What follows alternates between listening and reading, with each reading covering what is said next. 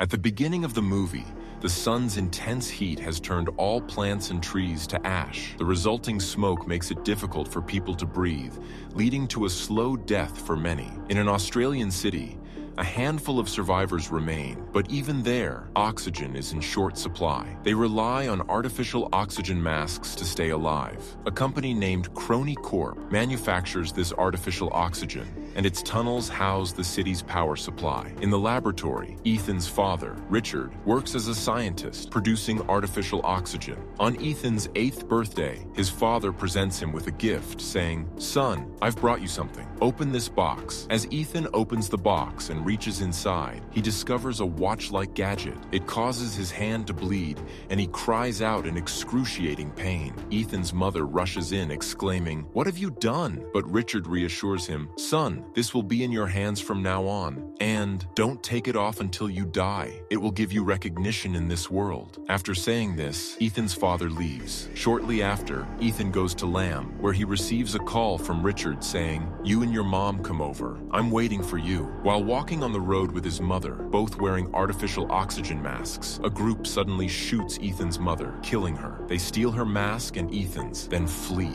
Ethan cries out, "Papa, Papa," hoping his father will come to his rescue, but Richard does not appear. Instead, a man doing judo shows up, providing him with an oxygen mask and rescuing him to raise Ethan. Later, Ethan works in the electricity department at Crony Corp, the company where Richard was employed. One day, there's a sudden power outage, and Ethan struggles to resolve the issue. An alert announces that if the problem isn't fixed in 30 seconds, there will be a massive explosion. Ethan manages to resolve the situation just in time. He becomes quite skilled at addressing power issues. After his shift, all the workers line up to scan their eyes for masks. As one worker removes his mask, he begins to vomit blood. The artificial oxygen doesn't suit everyone, leading many to suffer from oxygen sickness and eventually die within days. Then, a Sikh man sets himself on fire, all of it happening right before Ethan's eyes. The movie cuts to the title, 2067. Ethan finishes his shift and goes home,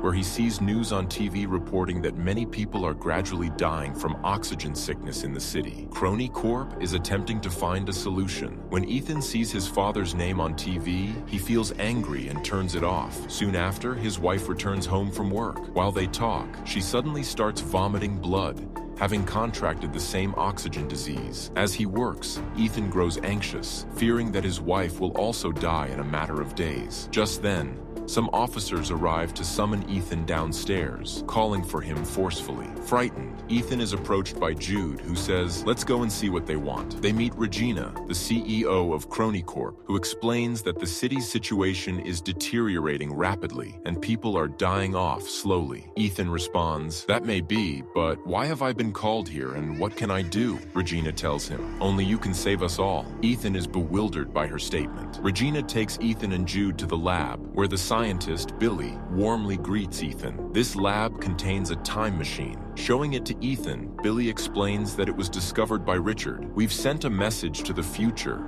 to the year 2467, and received a response. Do you want to know what the message says? See for yourself." Regina displays the message to Ethan. Upon seeing it, Ethan becomes very interested, as it suggests sending him 400 years into the future. He is shocked to learn that people are still alive after 400 years, especially since if artificial oxygen continues to be used this way, everyone will soon perish. He wonders how these machines and people have survived for 400 years and how they knew his name. Confused, he questions why they are calling for him. Regina tells him that he will travel 400 years into the future using this machine. He must meet whoever sent the message and ask them for a cure for the disease. They are calling for him, and he must find the cure since thousands of people here are on the brink of life and death. Then, Billy adds that there is a problem. They can only send him there, but they cannot bring him back. "You must find a way by yourself," Regina says, explaining that something similar will happen in the future to ensure your return. Ethan retorts, "I can't do this. My wife has an oxygen issue. I want to be with her because she has only a few days left. I won't go at all." After saying this, Ethan leaves the room. He and his friend then sit down to talk. Ethan tells his friend, "Like my father Richard, I will never abandon my wife.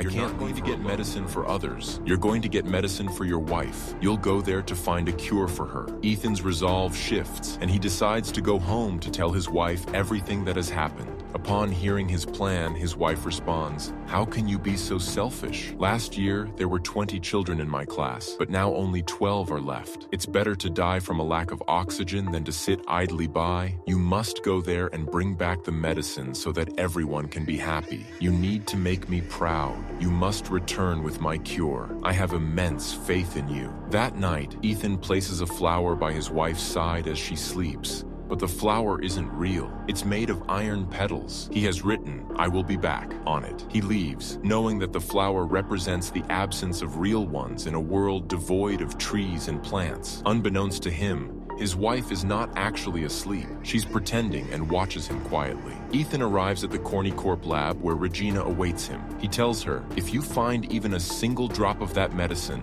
I will give it to my wife first. If you agree to this, I will set off." Regina consents. He puts on a time travel suit and prepares to enter the machine. At that moment, scientist Billy hands Ethan a small gadget, explaining, "This is an advanced robot, similar to Jarvis from the Iron Man movie. It will record everything you do and provide you with information." Jude also bids him farewell. The machine activates and the countdown begins. As it hits 0, a surge of energy passes through Ethan's body. He travels through time at an incredible speed and lands in a future forest, losing consciousness upon landing. When he awakens, he finds his suit ablaze. He notices the flames, stands up and tries to extinguish them, but the fire rages on. He removes the suit and tosses it aside, watching it explode. Looking around, he sees all the green trees and becomes ecstatic. Overwhelmed by joy, he touches everything, marveling at the abundance of natural oxygen, something he had never encountered before. Now, he's reveling in the experience. Friends, while this may not be something we experience, I pose a question for you. How can you survive in a world without trees and plants? Have you ever planted any saplings? If you have, please comment. If you haven't, start planting now, as our existence relies on trees. Returning to the movie, Ethan uses the gadget to navigate through the forest. As he walks, he spots a human skeleton lying nearby, and fear grips him. Examining the collar, he sees it bears his name. This realization terrifies him, as it is indeed his skeleton. He inspects the skull and notices a bullet wound. Nearby, there's another bullet mark, and he compares it to the gadget he received, asking the old gadget about the new one. It responds that it knows nothing about time travel. Upon closer inspection, he discovers that the skeleton holds a watch similar to the one his father had given him. He places it beside his current watch. Both look alike, but the crucial difference is that his present watch has a red light, while the skeleton's watch glows green. He turns on the old gadget, but it only has 2% charge remaining, playing only audio rather than video. The audio describes a past incident, and among the dialogues, a gunshot is heard, sending chills down Ethan's spine. As the audio plays, it runs out of charge, and Ethan thinks that the voice sounds familiar. Feeling as if someone is still alive in this world, he lights a fire to aid the dim light of the present gadget. After eating some fruit he found, a loud clap of thunder rumbles, and it starts to rain. Suddenly, he sees a light approaching from a distance. As a man draws closer, Ethan wonders if this is the same man who killed him. Fearful, he tries to flee but collapses, having consumed poisonous fruit. The man injects him with something in the heart. When Ethan regains consciousness, he discovers that the man is his friend Jude. Jude explains, "I saved you because you ate the poisonous fruit." The next morning, Ethan shows Jude the skeleton he discovered, leaving Jude astonished. They quickly set out to find medicine, knowing they must return soon. They consult their gadget, which reveals a new route. As they proceed, they spot a door. Ethan approaches it, while Jude hides behind a tree. The door opens, revealing an instrument that scans Ethan's eyes. Upon entering, they find themselves in darkness. After walking for a while, they see a system that displays, "Welcome, Ethan."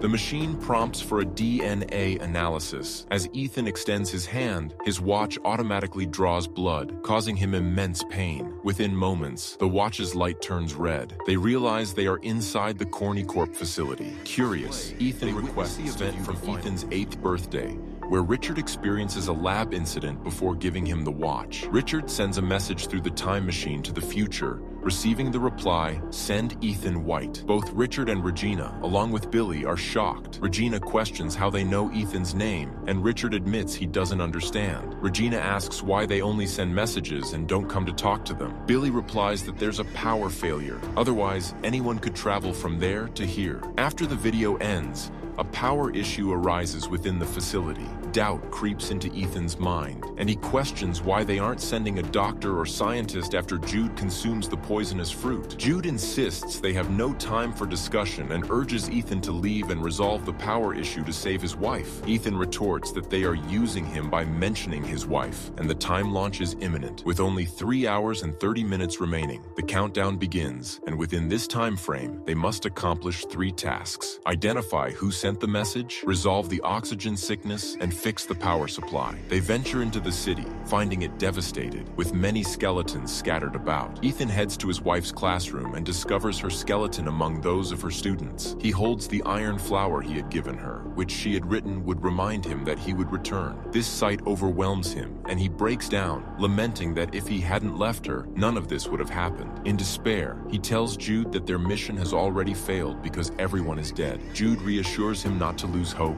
and Ethan replays the last audio from the old gadget. As the audio plays, he hears a familiar voice, realizing it is linked to the danger they face. Jude becomes frightened upon hearing the voice, thinking it may be the person responsible for the death of the skeleton he found. Jude pulls out his pistol, ready to confront the threat, declaring, "You're not dead, and this incident has been altered." Suddenly, they receive a warning. A massive explosion will occur if the power problem isn't resolved within 2 hours. They realize the urgency of solving the initial issues, but fixing this one is crucial. They return to the tunnel where it all began, and Ethan attempts to address the problem at the same spot. Despite his efforts, he struggles to resolve the issue as the oxygen levels in the room drop. The door begins to close, and Jude, from outside, urges Ethan to come out. Ethan refuses to leave, insisting that if he exits, who will manage the problem and avert the disaster? As tension mounts, he continues his attempts, but it becomes increasingly difficult. With Jude pushing against the closing door, the situation grows dire. The oxygen in the room continues to dwindle, but Ethan finally resolves the issue and collapses from exhaustion. Jude breaks in, grabs the unconscious Ethan, and manages to escape. The power supply reactivates, completing their 3rd task. Ethan attempts to gather information about the facility, but Jude stops him, leading to a confrontation between them. In a moment of inspiration, Ethan takes the battery from his new gadget and installs it in the old one to play a video. He pushes Jude into a room and locks him inside, finally managing to view a recording that reveals what happened to his father, Richard. In the video, Richard speaks directly to Ethan. In the video, Richard warns, "This machine must not fall into the wrong hands. If it does, people will misuse it. You must save everyone." He then tells Ethan, "You and your mom should come over. I'm waiting for you," before the call ends. Next, the scene shifts to Regina and Jude. Regina expresses her twisted ideology. "Let these people perish. If they die, the world will heal itself. Trees will grow again, and oxygen will return." She reveals her desire to be the sole survivor in the future. Richard, meanwhile, states that Ethan's DNA is essential to activate the machine. Regina turns to Jude, asking, "Can you operate this machine?" He confirms, "Yes, I know how." Without hesitation, Regina shoots Richard, killing him instantly. This act prevents Richard from saving his wife and child that fateful day. Realizing the truth behind his father's absence, Ethan's emotions shift, and he begins to cry. Suddenly,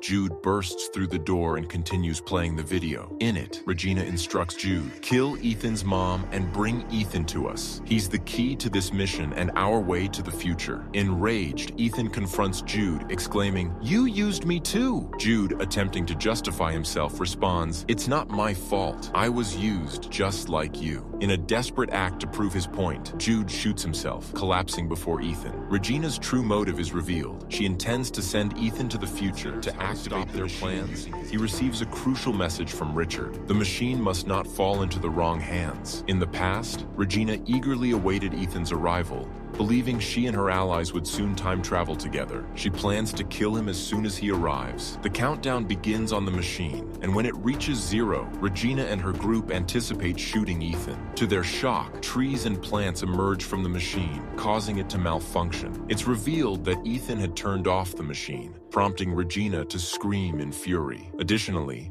a video of Regina shooting Richard is sent as a gift to his wife, leading to a police raid on the Corny Corp facility. The police arrest Regina and seize the plants, which they use to grow more greenery. This second task concludes with the community believing that God has sent them trees and plants, creating a wave of hope broadcasted across the news. Ethan's wife, filled with joy, realizes that her husband is behind this miraculous change. When a girl presents her with a gift from Ethan, she opens it to find a real flower inside, moving her to tears. The final scenes depict Ethan living in the future, where he explores a vibrant city brimming with life and lush greenery. Overwhelmed with happiness, Ethan embraces this new world. As the film wraps up, we invite you to share your thoughts in the comments section, subscribe to our channel, and hit the bell icon to stay updated on our latest videos.